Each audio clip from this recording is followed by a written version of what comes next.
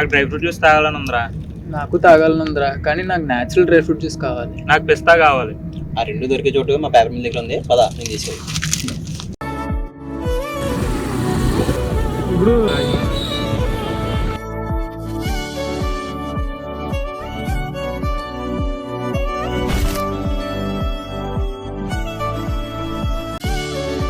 భయ్యా రెండు dry fruit juice. నాకు న్యాచురల్, నాకు పిస్తా. సరే 2 నిమిషాలే అయిపోయింది.